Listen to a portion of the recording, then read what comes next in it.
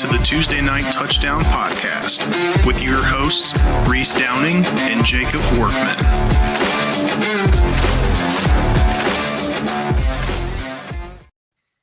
What is up, everyone?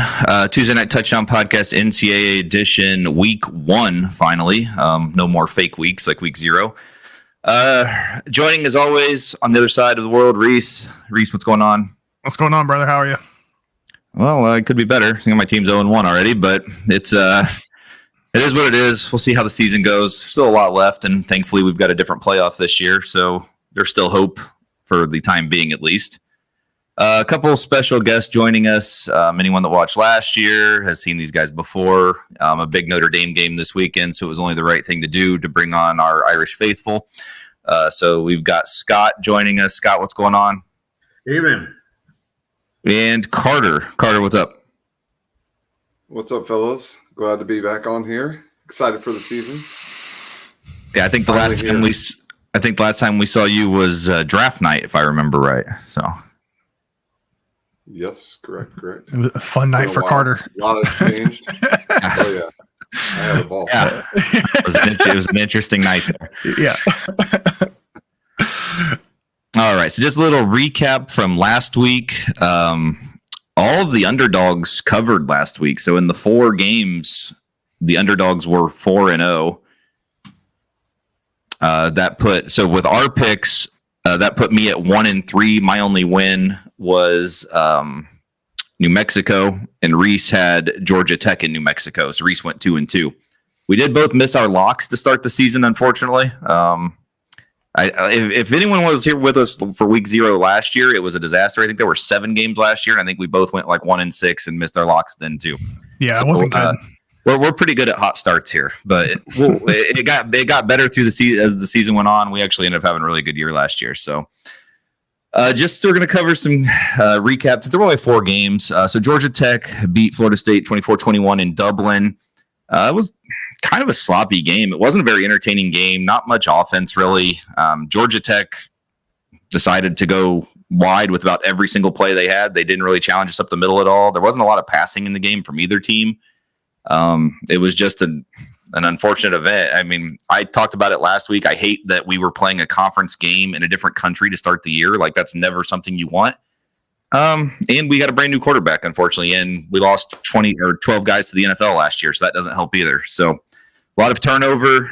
I think the guys will get going. I mean, Georgia Tech proved last year. We talked about it last week also that, I mean, they played Georgia great at the end of the year last year, and Georgia was one of the better teams in college football. So it's not like this team is just some crap team. Georgia Tech's actually really good, and what Brent Key's doing there, I think we're going to see quite a change in Georgia Tech. SMU, Nevada. SMU won 29-24 in a game they never should have won. Nevada, Jesus, you want to talk about blowing a game. They did it. A terrible dropped punt that led to a disaster.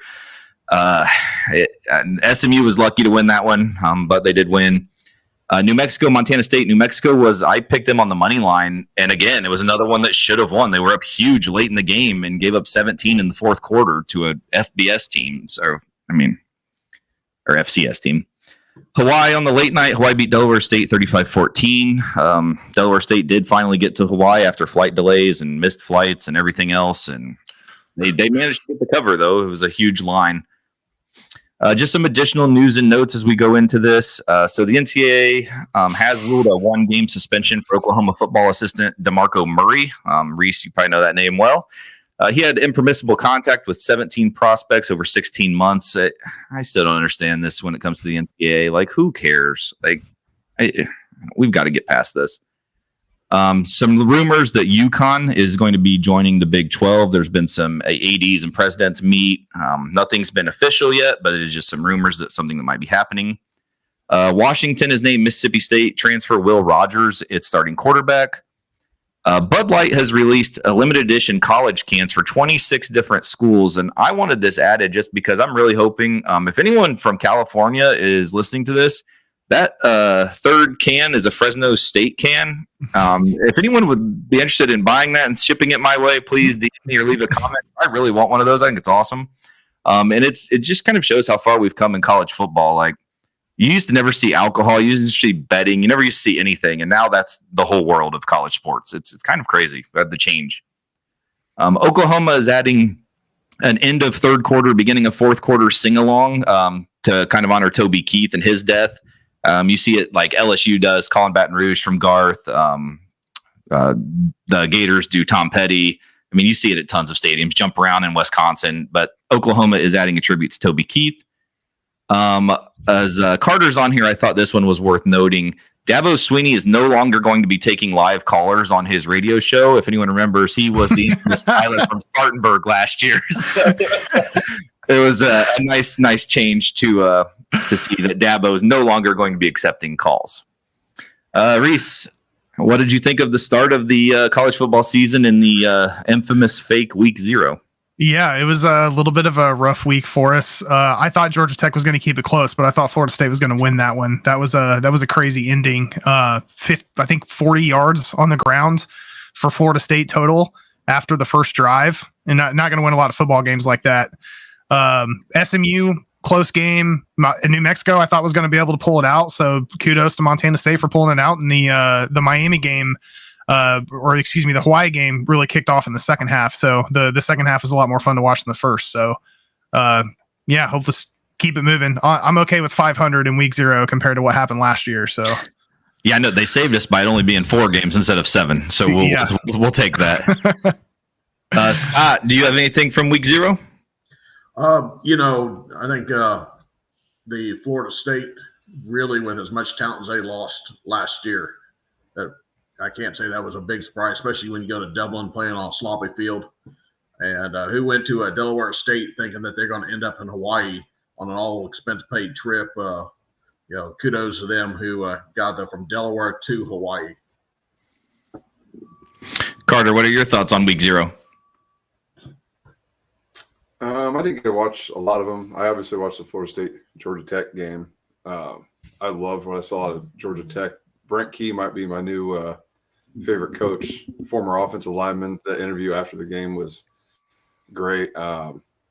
That's always a tricky game. Notre Dame's done it a few times in the past couple of years, going out to Ireland and the travel and all that. It's a lot to handle. And you guys started a bunch of new players at Florida State, new quarterback and all that. So I wouldn't say it was expected, but it was definitely a tougher test than what they thought.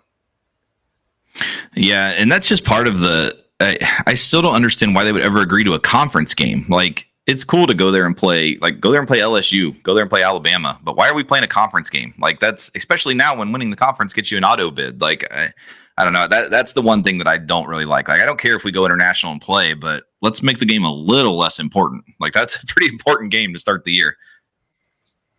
Do they even control their conference schedule? That would be my one thing. I think the conferences now control that schedule. That game was scheduled 2 years ago. It was announced that they were playing the Ireland game. So I guess with the change of the college football playoff format, it wouldn't have been known at that time, but it was. I mean, I guess there's some things you can't control in that aspect, but yeah, it. All right, so let's move on to our next one, which I believe is just going to go ahead and start getting into the games. There's so many of them that I think that's where we're at already. So we're going to kick it off. We have some Thursday games this week, Friday games, Saturday, Sunday, Monday. I think we hit every day this week. So kicking it off, and we're going to apologize ahead of time. There are some very large lines this week, so be prepared. Western Carolina, the Catamounts are traveling to number 24, NC State. NC State is a 33.5 point favorite. It's going to be Thursday at 7 o'clock on the ACC network. First pick of the year. I guess not for you because we've done a week already, but Reese, what do you got for this one? Yeah, NC State should be a relatively tough team this year, especially on defense. Plus, they've added in Grayson McCall. I think this should be an easy one for the Wolfpack, so I'm going to take NC State minus the points. Scott, let's go to you.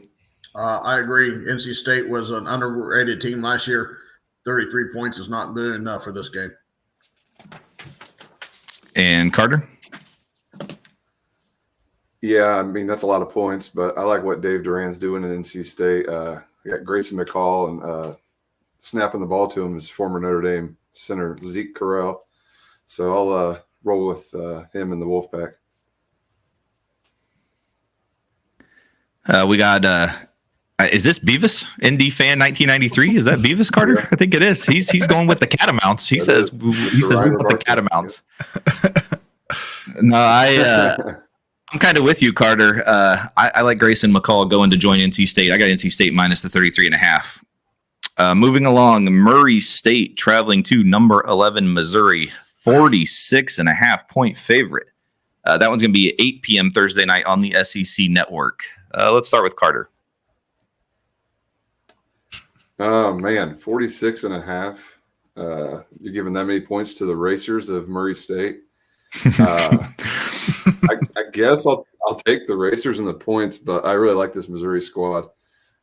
Brady Cook and Luther Burden's going to cause problems all year long for people, but that's just so many points. So give me the points. All right, let's go to Scott. I got to agree. Missouri in the 46. They going to be a thorn in somebody's side all season long. They were in the another conference. They might make a little bit more noise, but they're in the SEC and they're going to get stomped several times this year. All right, and Reese. Yeah, I think the important thing on this one is last year in the opener, the Tigers had a 28-3 lead at halftime, and then Drinkwitz sat Cook the entire second half. So if they do a similar game script there, they won that game by 25. 46.5 is already a lot, so I'm taking more Murray State here plus the points as well. Yeah, I'm on Murray State also. I think this is probably going to be like a 42-0 at halftime, and it's going to be a sweat for the second half. But I do like Missouri State or Murray State. That's just a ton of points. 46.5 is a lot. Yeah. Lindenwood, actually. Who knows where this college is at? They are traveling to number 22, Kansas. Kansas is 44.5 point favorite, and this one's at 8 p.m. on ESPN Plus. A little unfortunate for Kansas. Like, of all the years to renovate your stadium, it's probably your best season. I mean, I guess when Mangino was there, they had the BCS season, but I still think this one's probably a more promising season. They're going to have 0 home games this year because of the stadium renovation, which is awful. But Kansas, 44.5 point favorite. Scott, what do you got? Definitely Kansas. I never heard of Leonard Wood. The only saving grace that they have is Kansas starts their third and the fourth string by the end of or the second half. It's just going to be a rout from start to finish. Carter? The mighty Lindenwood Lions travel to Kansas, and they're going to get their ass beat. Lance Leopold and Jalen Daniels is going to blow the door off the Lions. Give me Kansas and giving up all those points. Beavis is informing us that they're from St. Louis, Missouri, so I guess they're actually kind of close. Yeah, I was going to say they're not too far. They're about an hour and a half or so away from Columbia, but they're just outside of St. Louis, so not too far away. Cupcake start to the year for the Jayhawks, though. Good game for them to get settled into their new environment for the season, so I'm going to go with the Jayhawks as well. Yeah, I'm on Kansas also for the 44.5. They're going to be playing a few games here and a lot of games at Arrowhead. I think once they get in the SEC play, they're all at Arrowhead. But yeah, I like Kansas in this one. I mean, Daniels finally, well, we should say hopefully finally healthy. We'll see if he can come back and have the huge season everyone expects him to have. Southern Utah's making the trek to number 12 Utah, 38.5 point favorite, and that one's going to be Thursday at 9 p.m. on ESPN Plus in Utah's debut Big 12 game. Let's go, Scott. Utah generally isn't a really explosive team. They've got Cam Rising back again for what I believe is his 7th year. 700th. Yeah. Yeah. Well, NIL is making it a good living for him. But 38 points just seems like a lot for a team that's not explosive, even as against Southern Utah. So give me Southern Utah on the points. Carter. Excited to see Cam Rising back. Hopefully he can stay healthy this year. I'll take Utah minus the 38.5. I know it's a bunch, but Cam's going to have to knock off some rust and maybe score some points this week. And Reese? Yep, I'm with you. It's going to be a long day for the Thunderbirds, so I'll take Utah minus the points. Yeah, I'm Rice Eccles. Utah doesn't lose there, and I think we might see a shutout. So I think Utah can make this cover. I think they'll shut them out. Next, we got Temple. This one's going to be Friday night, actually. Friday night at 7. Temple's going on the road to Norman, Oklahoma to face the number 16 Sooners. Oklahoma's a 42.5-point favorite at 7 p.m. on ESPN. Reese, what do you got? Oklahoma 6-0 in non-conference games under Venables. They've won those games by an average of roughly 39. Temple's 3-12 against the spread as a road underdog in the last 3 years. So I'm taking Oklahoma here to cover. Carter. And these spreads, give me Jackson Dart and Oklahoma. Jackson Arnold. Him too. Yeah, Oklahoma. Yeah,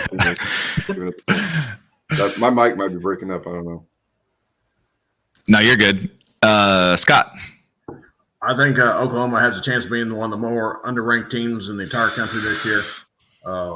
With that defense, I'm not sure Temple scores. Give me Oklahoma all the way. Yeah, I've got Oklahoma getting the cover here too. It'll be interesting to see what happens once they get into conference play. I'm a little more interested in Oklahoma once SEC play starts. But yeah, Temple is not going to be good. I think this one's going to be pretty ugly. So finally, we're going to talk about a pretty large game, one of the bigger games of the weekend. Number 14, Clemson, is going to be facing number 1, Georgia, in Mercedes-Benz Stadium in Atlanta, Georgia, home of the Falcons. Georgia is a 13.5-point favorite. This game is Saturday at noon on ABC. Let's go, Scott. I hate the Mercedes-Benz open your season. I mean, Death Valley or playing at Georgia, what a game that would be. The environment, fans, this is just for TV ratings where they're doing it at. Clemson has more talent than what their record showed last year. Give me Clemson in the points. Carter. Finally, a really good game on this slate I'm excited for. I think this is a huge year for Dabo and Clemson. I'm sad that he won't be able to talk to Tyler from Spartansburg. That's kind of sad. 'Cause he's not going to want to hear it after Georgia beats him by 3 touchdowns. 3 touchdowns. I like it. Reese. Yeah, I think we're about to find out why Dabo sitting on his hands in the offseason wasn't the best idea. I'm taking Georgia. Yeah, I'm on Georgia also. If it was 14, that's where I would have a little bit more doubt. But since it's 13.5, which obviously that's what Vegas is trying to do, but that's I like Georgia with the 13.5. Another big one at noon. Number 8, Penn State, is going on the road to Morgantown to face West Virginia. This is at noon on Fox. Penn State is going on the road as an 8.5-point favorite. Reese. Yeah, West Virginia finished the season hot last year. Garrett Green's one of the better dual threats in the country. Penn State won this game by 23 last year. They screwed me. I was a lot more confident in them last year than what they ended up performing, which seems to be historical for Penn State. But I'm going to give them the benefit of the doubt. I'm going to take the Nittany Lions here minus the 8.5. Scott. Actually, I like West Virginia to with the points. Penn State and an anemic offense with a new offensive coordinator, trying to create chunk plays, get anything going in the first game of the season, always tough. Check back with me by the mid the season. They might have it going on, but start the season, West Virginia in the points. And Carter. Yeah, give me the home team getting points. It looks like there's going to be some weather there. Might be some rain. I like Garrett Green, the dual threat. Penn State, I don't know, other than the running backs, if they've given Drew Aller enough weapons. This game last year, I think it was 14-7 going into the 4th. West Virginia played them really tough. Penn State probably gets the W, but give me the 8.5 in West Virginia. Yeah, I remember Penn State covered on a 8-second left unnecessary touchdown. I remember Franklin ran it in to get the cover at the end. Reese, have you gone on this one? Yep. Yes, you started. It's to me. I've got West Virginia. I just like them at home. We talked last year a lot about this team. I'm not big on Drew Aller at all. And now, was it the fact that play calling never gave him a chance, or was it just that he's not good? I guess we'll find out soon. But I like Garrett Green and the Mountaineers at home. Illinois State is going to be traveling to Iowa City to face the Iowa Hawkeyes Saturday at noon on the Big Ten Network. Iowa is coming in as a 22.5-point favorite. Let's go, Carter. What do I have here? I'm going to take Iowa. I know last year they probably barely ever scored 22.5 points, but they got a new quarterback, Cade McNamara, new offensive coordinator, and Illinois State probably isn't going to score a point. So if they can get to 24, they'll cover this one. Got a comment here that someone actually thinks Drew Aller can win the Heisman. That's it's an interesting thought, but we'll see. You never know. I'm sure there's good odds on that out there. Scott, what do you got? Iowa probably is going to shut out Illinois. The early reviews of the transfer quarterback for Iowa have not been good. So I'm going to go with the punting as offense team, but I go with the under total points, and I don't think they'll cover. All right, Reese. Yeah, it's not Mr. Water Polo anymore, so I'm going to give them the benefit of the doubt for week 1 anyway. I'll take Iowa here. Yeah, I can't do it. I think the loss of Mr. Water Polo is too large. So no, I'm just kidding. But I am on Illinois State, though. I don't know when I was beating anyone by 23 points. So I'm sticking with Illinois State here just in giving it a shot. Chattanooga is going to be going to Neyland Stadium to face the number 15 ranked Tennessee Volunteers. Tennessee's a 38.5 point favorite. This game is at 12:45 Eastern on the SEC network. That's a great start time. Let's go to Scott. What do you got for Tennessee? Tennessee, I think with the new quarterback that I can't pronounce his name. You ready for this? Iamaleava. Nice job. Nice. Iamaleava. I will try again, just not on air. I really think Tennessee's going to be very explosive. He's great things coming out of Tennessee. They've got a great offense. It's the defense that has let them down, especially going to Neyland Stadium. That place going to be rocking first game of the season. Tennessee all the way. Carter. Yeah, I'm with Scott. Tennessee and Mr. Nico Iamaleava or whatever. They're going to roll. Josh Heupel's got a lot of weapons there. Squirrel White, Brew McCoy.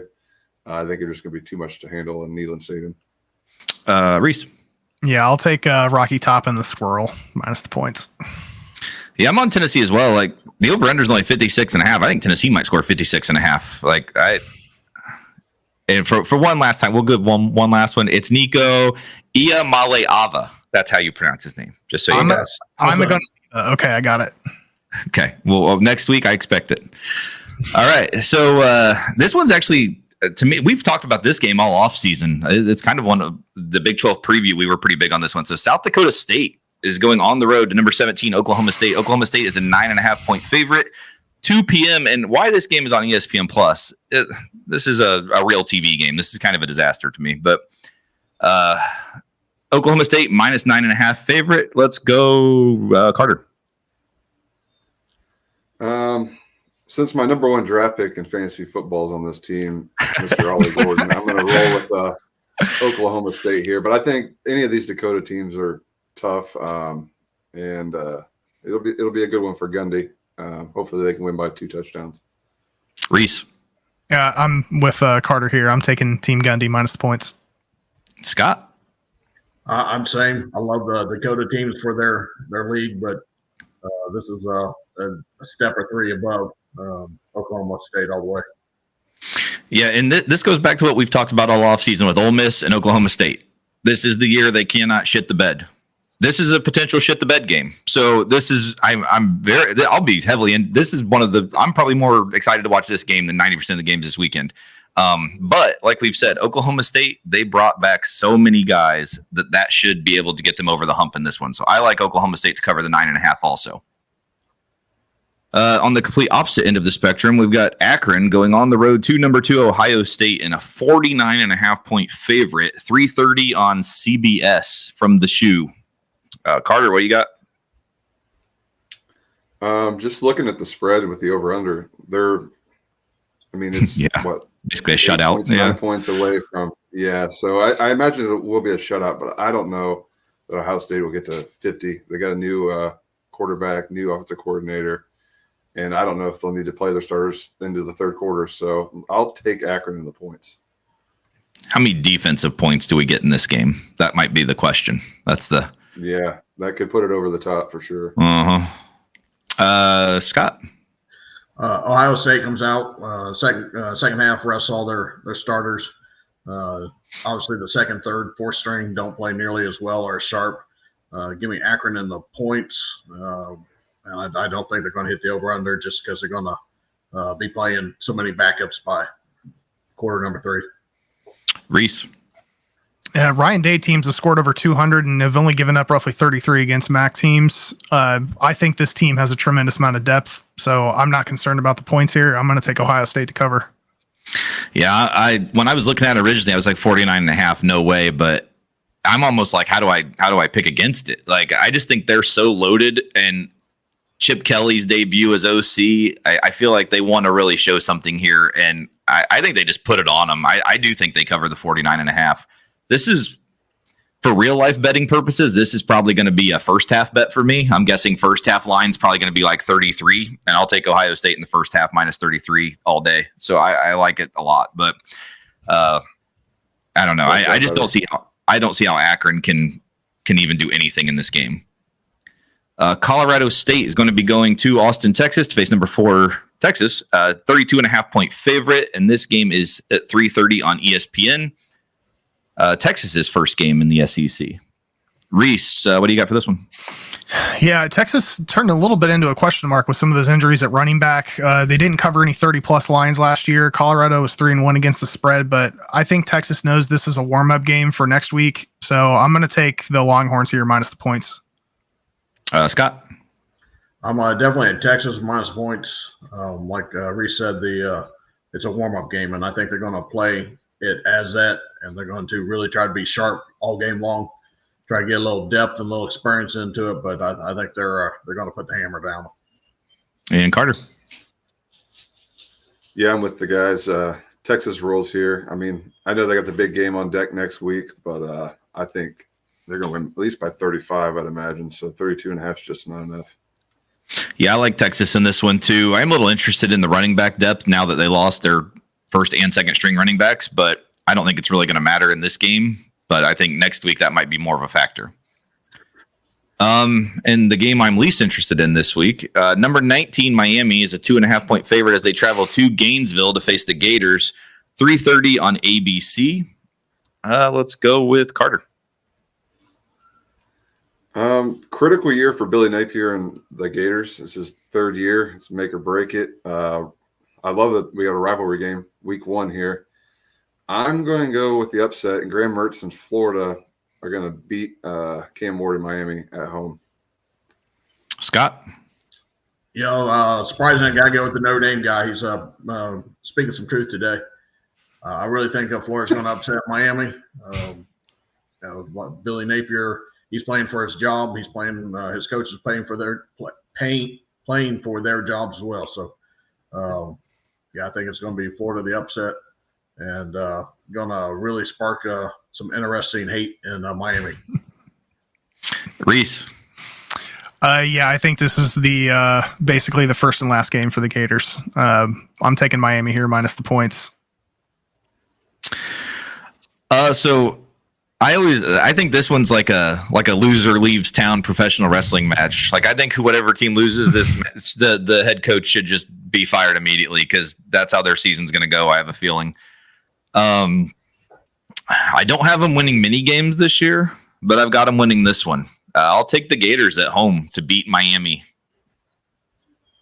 Western Kentucky is going to be traveling to Tuscaloosa to face number 5 Alabama. Alabama's a 31.5 point favorite. This game is going to be Saturday night at 7 p.m. on ESPN. It'll be the debut of Kalen DeBoer as head coach of the Alabama Crimson Tide. Let's go Reese. Excited to see DeBoer and Millero together. Tides won the last 3 by an average of 32. DeBoer squads love putting points up on the board. I'm a little confused as to why the over-under is 59.5 and Bama's only on here for 31.5. I'm Bama all day. This is one of the locks of the week, in my opinion. Let's go Scott. Yeah, I don't think Alabama's only going to win this by 18. So, it's a Bama all day. Warm up. Get in, get out. Yeah, it's not wanting to be close. Western Kentucky's just going to bring the bus and get out of there, limp out of there. Carter. Yeah, Kalen DeBoer is going to pick up right where Saban left off, and maybe even more potent offensively. Excited to see what he does with Milroe, and yeah, this is a lock for Alabama, I believe. Yeah, I'm on Bama also. I cannot wait to watch what Kalen DeBoer does with Jalen Milroe. I think that's going to be one of the more fun things to watch this season. I think the reason we got the over-under a little high is Western Kentucky does typically have a very good offense. I don't know what they bring back from last year, but typically they are one of the more high-powered passing offenses in college football. And with Alabama losing a lot of guys in the secondary to the transfer portal, I guess it's probably the little question mark there, so that's why it's bumped up. But to me, I think Bama tries to put on a show here. Like, I think they might score 45 themselves. So I don't know. I guess we'll see. Hopefully the Hilltoppers bring back those badass jerseys from last year. Oh, they have the helmets and stuff coming back. Those are awesome. That is one cool thing that they did. Furman is going to be going on the road to Oxford to face number 6 Ole Miss. Ole Miss is a 42.5-point favorite. This one is going to be Saturday night at 7 p.m. on ESPN+. Carter, what do you think this year of Lane Kiffin's team? I think Lane Kiffin's got everything he needs down there at Ole Miss and Oxford to go on a real run this year, and it starts by pounding Furman. 42.5 is not enough. It's a lot, but not enough for week 1. Scott. I'm on board with that. Ole Miss, they look fantastic. What can they? We all know what Lane Kiffin do with their offense. Will the defense hold up through an SEC schedule? The to be determined. But Furman, just warming them up. Reese. Yep, this is my SEC championship pick for the year. So starts here. I'm taking Ole Miss minus the points. Yeah, I don't think we have too much to worry about in this one when it comes to winning the game. Covering 42.5 is quite a bit, but again, I think we saw what they brought in the portal. They brought in the world. I think their defense should be Furman. I don't know. I don't see them scoring much. And Ole Miss, I see Lane wanting to score the world. So I do like 42.5, even though it's high. I do like Lane to get the cover there. UT Martin's going to be traveling to the Little Apple, Manhattan, Kansas, to face number 18 Kansas State. Kansas State's 37.5-point favorite. This one is going to be 7 p.m. on ESPN+. Let's go, Reese. Yeah, similar to the previous one. Kansas State's my pick for the Big 12, so I'm taking Kansas State here minus the points. Scott? Kansas State, they've got a real possibility for this year. I think they want to kind of have a statement game, even if it is against UT Martin. 37.5, not enough. It's going to be a bloodbath. Carter? Yep, Avery Johnson and the boys are going to run it up against UT Martin. Give me Kansas State minus 37.5. Yeah, it'll be nice to see Avery as the full-time quarterback this year and see what goes on there. But yeah, I think Kansas State should easily be able to handle this one at home.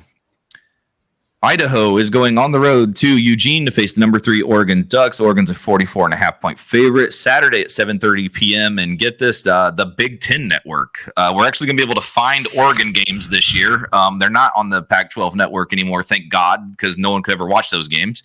It is very odd to see Big Ten Network when it comes to this. But Oregon, 44.5-point favorite. Scott, what do you got? Well, you might be able to find Oregon this year, but I don't know really who wants to watch this game. Oregon plus 44.5. That just going away. Carter. Man, these spreads are crazy. 44.5. Yeah, I don't think it's enough. I think Oregon rolls. I'm sure they'll score 50 points, and Idaho will be lucky to get a touchdown. Reese? Ducks by a million. Yeah, I can't wait to see Dylan Gabriel in this offense just to see. I mean, all Bo Nix had to do was throw the ball 3 yards, and that's kind of what Dylan Gabriel is going to be doing also. Kind of the same situation, running and throwing the ball less than 5 yards through the air. So I'm kind of big on Oregon in this one too. I don't think Idaho's going to have anything for this. All right, before we get into this game, I'm going to throw a little preview in. I got something I need you guys to watch before we start talking about kind of our key game of the night. Now let's go ahead and do that yell together. Pass it back, Ags. Hump it, Ags. 1, 2, 3. ARMC.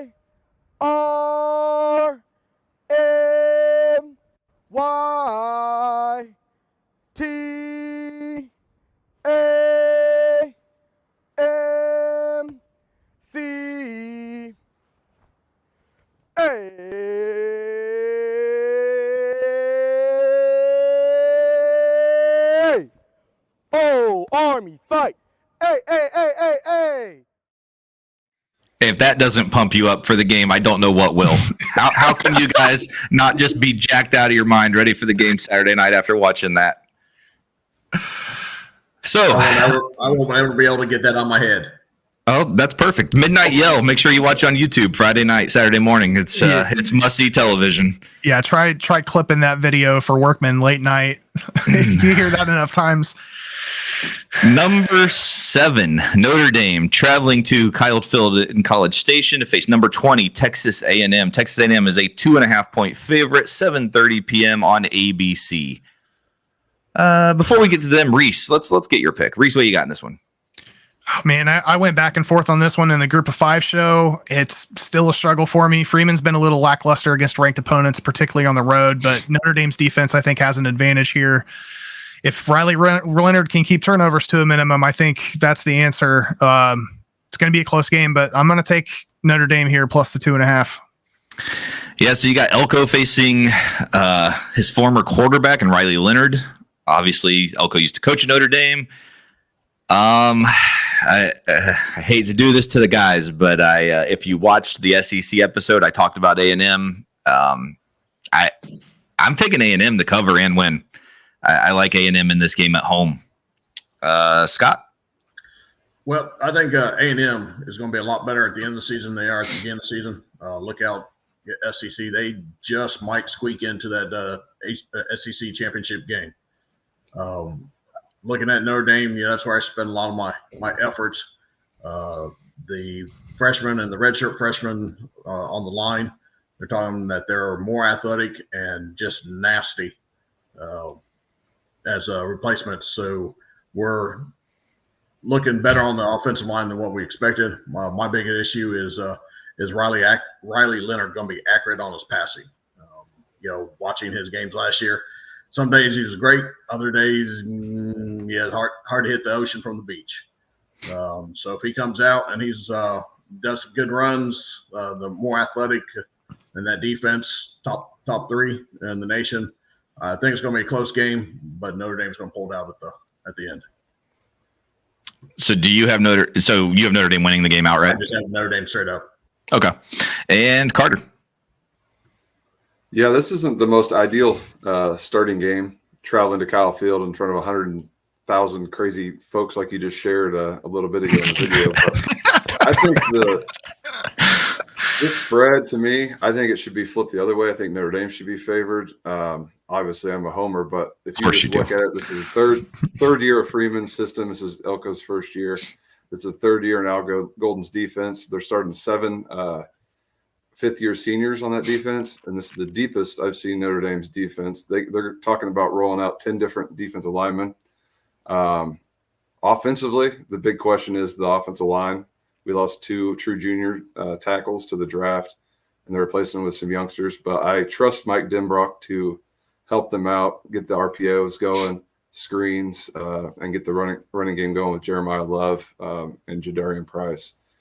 I think they have way more weapons than you've seen Notre Dame have for a while. They actually have 6 legit receivers, a couple transfers, Chris Mitchell, Bo Collins, and then a couple youngsters that you saw last year, Greathouse and Faison. Mitchell Evans is healthy and going to be back. I just think that Elko is going to be good for this team, but I think game 1, Notre Dame, if they are truly a playoff team like I think they are, they go in here and take care of business. So I got Notre Dame winning. All right. Moving on. So we've got Fresno State going on the road to Ann Arbor, Michigan to face number 9 Michigan Wolverines. Michigan's a 21.5-point favorite. Saturday night at 7:30 on NBC. Unfortunately, I had a lot of hopes for this game when it was announced, and now that Tedford's gone, I've kind of lost a little bit of the hope I was having for Fresno in this one, because Fresno's one of those teams you just never doubt, but just because of all the situations they've gone through, and it's on the road, and Michigan's being investigated. So, I mean, all the signs are kind of pointing that Michigan's just going to come out to put on a performance. So I'm taking Michigan minus the 21.5. Reese? Yeah, I'm with you. I've got Michigan covering. Scott? Michigan lost so much talent last year to the draft. They're replacing. They've got distractions galore. New head coach, Tedford. He went health reasons. I believe that was the reason. But his influence is still there. It's not like that he left the team for a new team, sick, disciplinary reasons. So I think in spirit he's there. They don't have the distractions.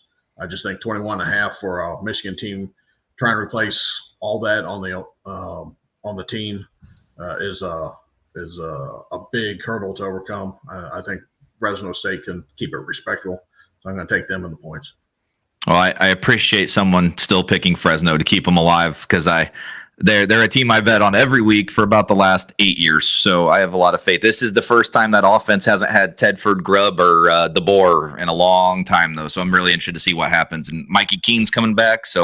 And they lost their star running back to the NFL, Jordan Mims. So there's a lot of things going on with Fresno. We'll see if Mikey can stay healthy this year. Carter, what do you got in this one? Yeah, I think I'm going to go with Michigan. It's close. I could see Fresno State keeping this a close game because there's so many questions at Michigan with all the turnover, new quarterback, new coach. Harbaugh's not there. But being at home, first game of the year, go ahead and give me Michigan minus 21.5. New Mexico is going on the road to face number 21 Arizona. Arizona is a 30.5 point favorite. This game's going to be Saturday night at 10:30 p.m. on ESPN. And Brent Brennan did announce that McMillan is going to be playing. He is healthy enough and cleared to play, which is huge for Noah Fafita. Let's start with Carter. Let's see. Yeah, Noah Fafita in Arizona, minus 30.5. Give me the Wildcats. They were rolling at the end of last year, and I think they're going to keep it going this year. Scott? I really like Arizona. I don't know how much they can keep rolling from last year, but I really liked how they finished. New Mexico, well, it's just New Mexico. They've been historically bad for so long. Let's go Arizona and see where their season takes them. Reese? Yep, Zona was 11-2 last year against the spread. I think they're going to be a dangerous team again, so I'll take the Wildcats here minus the points. Yeah, I like Arizona in this one, but I mean, New Mexico with Mendenhall last week, I mean, they showed quite a bit of change from what they've been over the last few years. A much different style of team. Honestly, it wouldn't surprise me if New Mexico does cover this, but I'm going to go with Arizona. It's actually probably one of my least favorite picks of the week, though. Big neutral site game to close out the night. Number 23 USC is be facing number 13 LSU. LSU is a 4.5 point favorite. This game's at Allegiant Stadium in Vegas, Sunday at 7:30 p.m. on ABC. Let's go, Reese. Yeah, I'm looking forward to this game. I'm particularly interested to see how this defense on USC is going to look with Danton Lynn in here, because he had UCLA's defense looking pretty good in the Pac-12 last year. I think this is going to be a high-scoring game, but I think late LSU gets a touchdown to close it out. So I'll take LSU minus the points. Scott? I'm really worried about LSU and Nessemeyer with its turnovers. I think that could really bite them. USC bringing in the new coach. Can he make that much of a difference? How much talent did they have or didn't have? That's still up in the air. But I believe in their offense, their quarterback. You look at what he did in the bowl game, just blew it out of the water. I got faith that they found their next number one round draft pick at quarterback. So I'm going USC to straight up win. Carter? Yeah, I like that we get this Sunday night standalone game. Makes after all the games Saturday, then we get two more, one on Sunday and Monday. I always like that. These are two teams that I love to hate, especially since Brian Kelly got down to Baton Rouge. Both these quarterbacks, I think, are going to be pretty tough. And I'm looking at this over-under. I might, if that drops anything, I'm going to hit the over, because I think it's going to be a lot of points. Both the defenses kind of have question marks. Lincoln Riley always has a quarterback, so I think he'll get Miller Moss rolling. They got a lot of weapons. I think I'm going to go USC with the upset. I don't know if they'll win outright, but they'll keep it within a field goal. Yeah, I'm actually going LSU minus the 4.5 here. I need to see proof that USC's defense can do anything. They still haven't shown it. I do like Miller Moss, but I think LSU I think is going to be still the more overall fundamentally sound ready team. And in week 1, I think that's what I look for. So I do think LSU will get the win in the cover here. So let's go Monday night now, Labor Day night. Boston College and Bill O'Brien are going to be traveling to Doak Campbell Stadium to face there is no new poll this week, so we get the honorary number 10 spot this week as to be for one last week. Florida State's a 15.5-point favorite. It is Monday night at 7:30 p.m. on ESPN. Let's go, Carter. So initially this spread was 17.5, and I was really thinking about taking Boston College and those points. And then I got to looking into Boston College more and realized that Bill O'Brien's their coach, and I think he's terrible. Florida State coming back from Ireland. I'm glad they're playing on Monday. They get a couple extra days rest.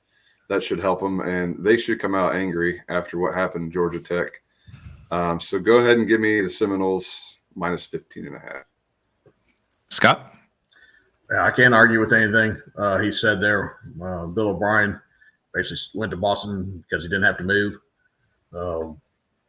Florida State should be angry. That those linebackers, whoever plays, they basically got one more shot this week. They don't play better this week than they did last week. It's time to start looking at your depth chart for linebackers. But I just think the talent level is so different. Florida State in the 15. Reese?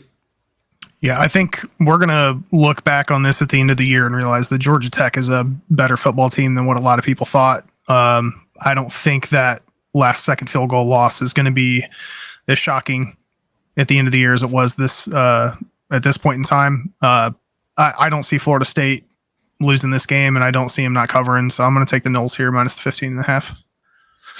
Well, I mean, I'm going to be honest here. I was kind of outspoken through the whole offseason. I was not big on DJ. I wanted Cam Ward. It was obvious. I will not blame DJ at all for us losing that game last week. It wasn't his fault. I think there was terrible play calling. We were way too conservative. I don't even know if we threw the ball more than 20 yards in the air one time. It was terrible play calling. And then we go for it twice on fourth down and last drive of the game, and DJ makes huge passes to lead us into a game-tying touchdown. He showed his arm strength is ridiculous. He showed what he can do. I think we've got to put him in a little better situations. This isn't the red bandana game, and we're not in BC, thank God, like we always are every other year. Last year, they gave us one hell of a game and almost beat us in BC. The quarterback had 400 total yards. It was absurd, but we came out with the win. I am interested to see what Bill O'Brien does with BC.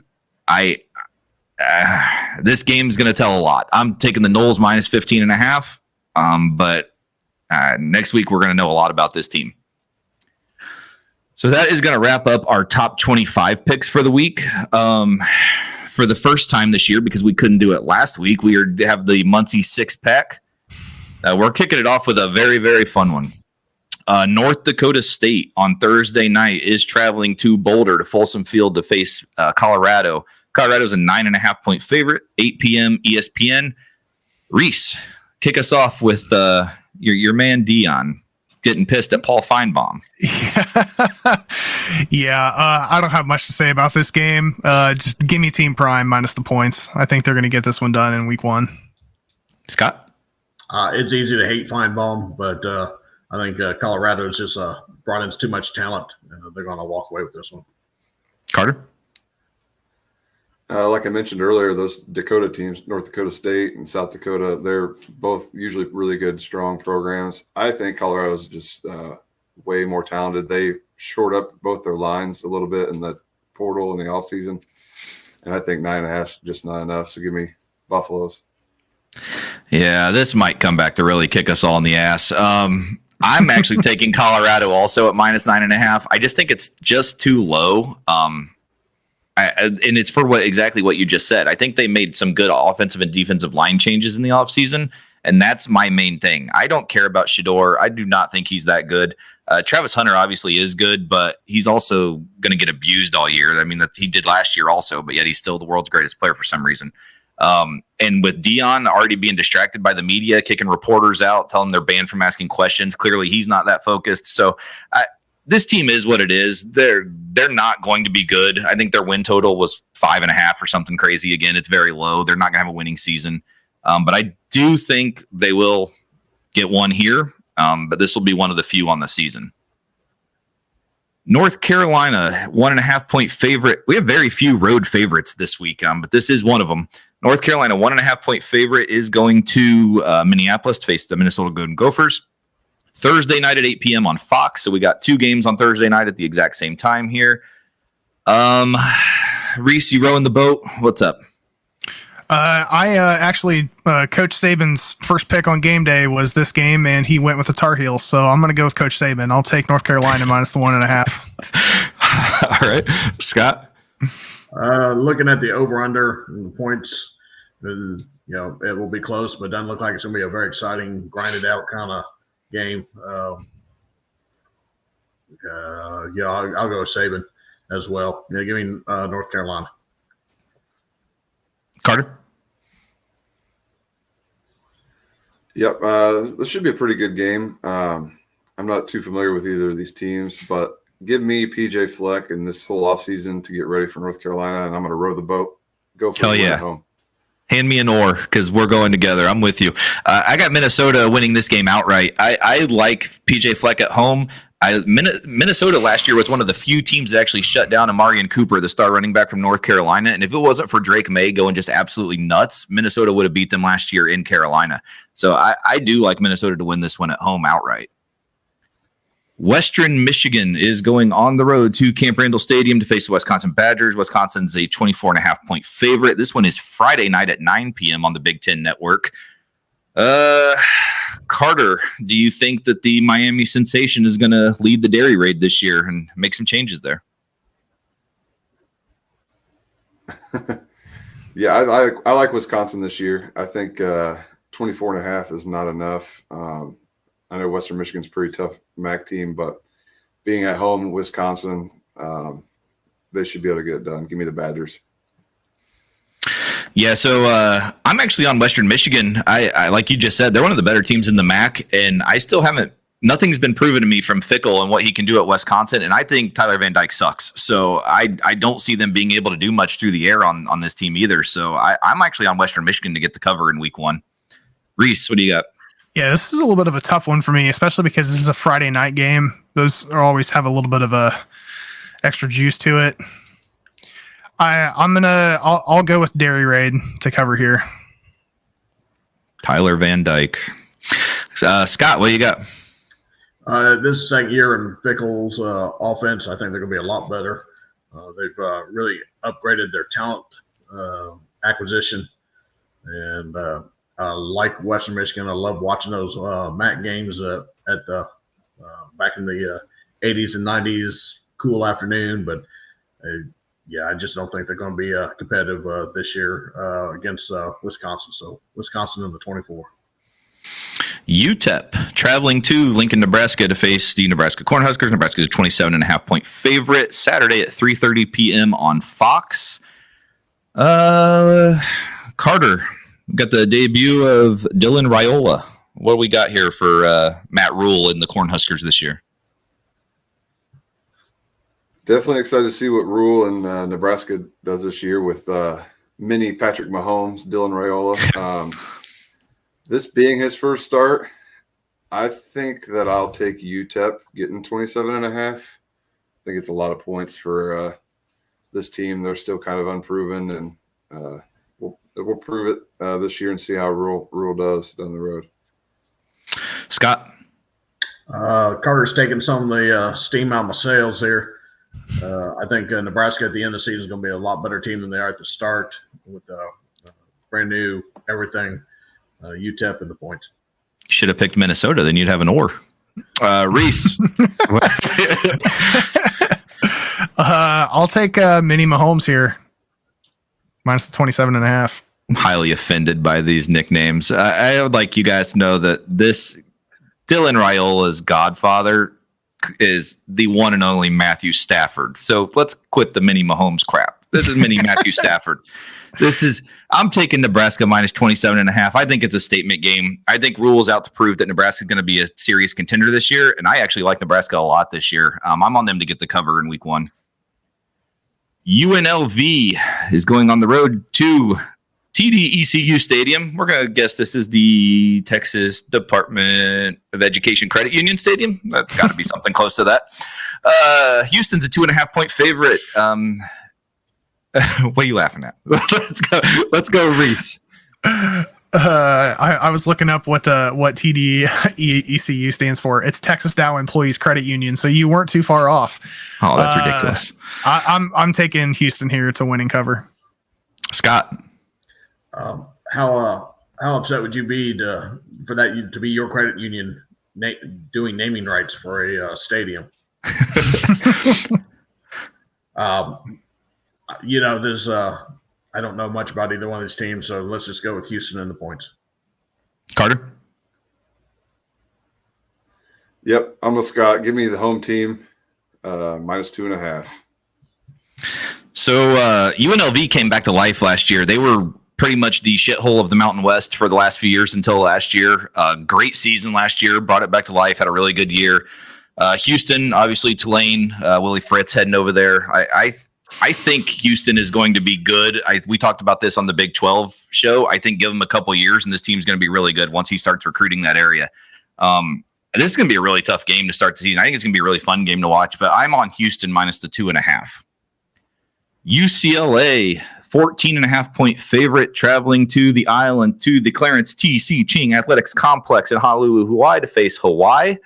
This one is going to be Saturday night at 7:30 on CBS, one of the oddest CBS games of all time. You can tell this is the Big Ten time slot, and how this game is a 7:30 on CBS, this might blow people's minds when they turn this on Saturday and be like, what the hell is this? When we're used to seeing Alabama, LSU, or something in this time slot. So let's go Carter to start this one off. Yeah, that is really weird. A 7:30 CBS game with the new Big Ten, UCLA, and Big Ten, the Rainbow Warriors. What is going on here? Hawaii actually got a game in last week, looked pretty good, put up some points. But that's not that big of a travel for UCLA to Hawaii. I don't think it'll be a problem. So I'll go ahead and take UCLA minus 14.5. Scott? I'm back and forth on the points on this one. You're going to Hawaii, even though you are UCLA. And spending all your time in L.A., I don't think it'll be quite the culture as some of these other Delaware State going to Hawaii. So UCLA and the 14.5.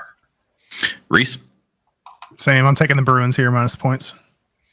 I am on Hawaii to get the cover in this one. I like them at home on the island, and I think they're a much better team. I think Hawaii's improved greatly over the last few years, and UCLA has done nothing but go downhill. Whole new coaching staff, one of the worst introductory press conferences on Big Ten Media Day I've ever heard in my life by Deshaun Foster.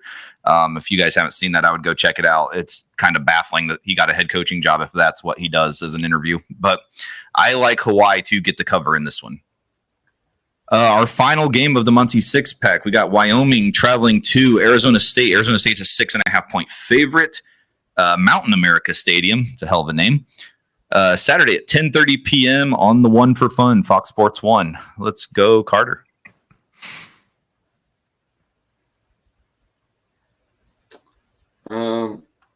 Arizona State being at home, go ahead and give me Arizona State. It looks like they got a ton of transfers. I was just looking through their roster on both sides of the ball. It looks like they've just kind of revamped the whole roster. So them being at home, not knowing much about Wyoming, give me Arizona State.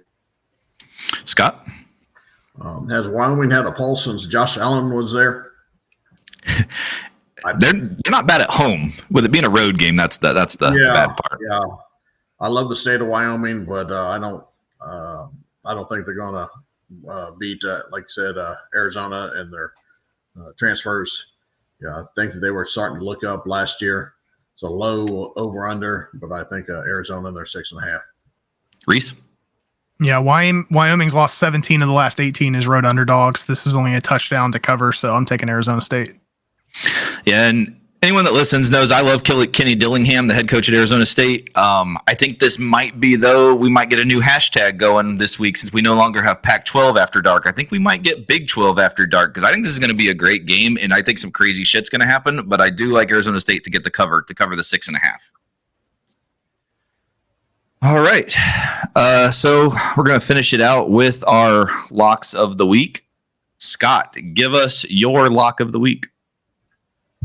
Oh, yeah, I had that up just a second ago. Let's see. My lock of the week is the West Virginia plus points against Penn State.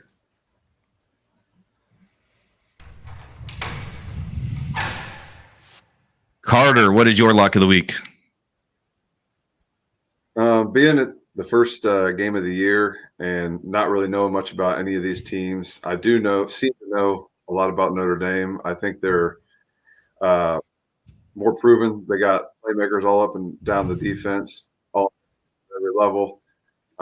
They actually finally have an offensive coordinator in Denbrock with some weapons to work with. So I'm sticking with Notre Dame with my lock.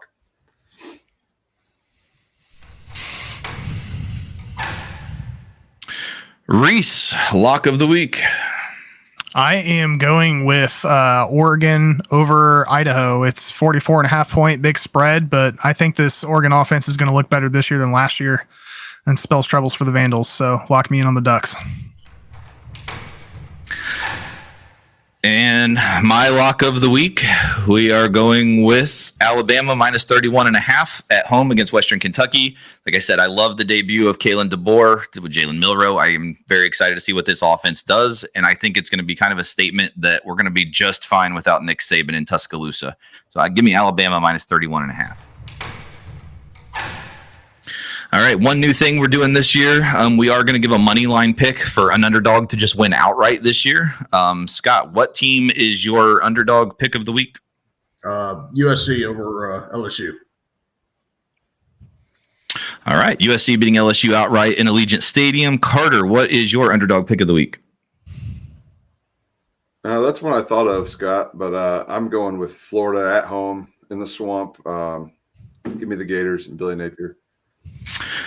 So Florida plus 126 to win at home against Miami as an underdog.